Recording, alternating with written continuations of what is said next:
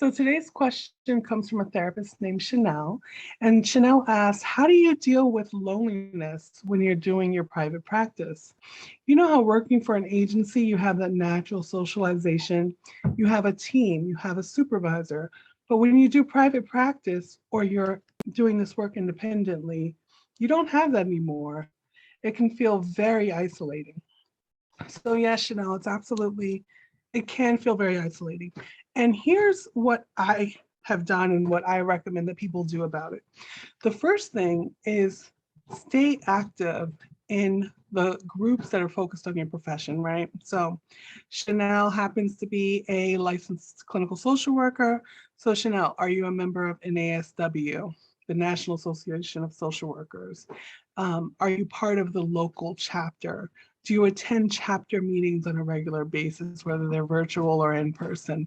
The reason that those things are important to do is they're an opportunity to connect with others professionally, but also to socialize and continue to be able to build those work-related relationships, right? Those professional relationships that also fill a need in us to be social.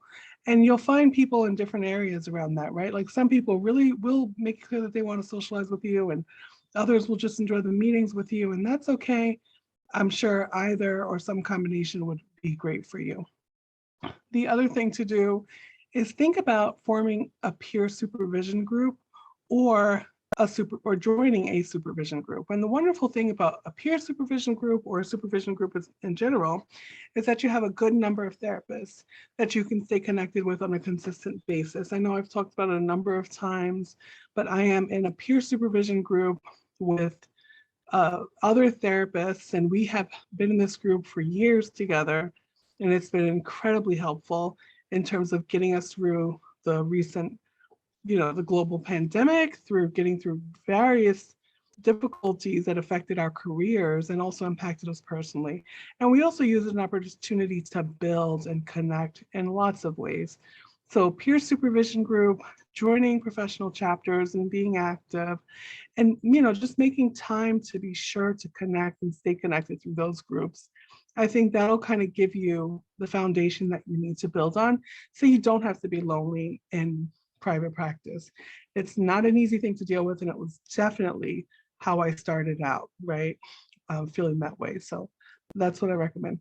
If you have other questions, comments, if anyone wants their question answered about this work, whether it's a clinical issue or concern or private practice building concern, please feel free to shoot me an email, Amira at PhenomenalPrivatePracticeWithAmira.com.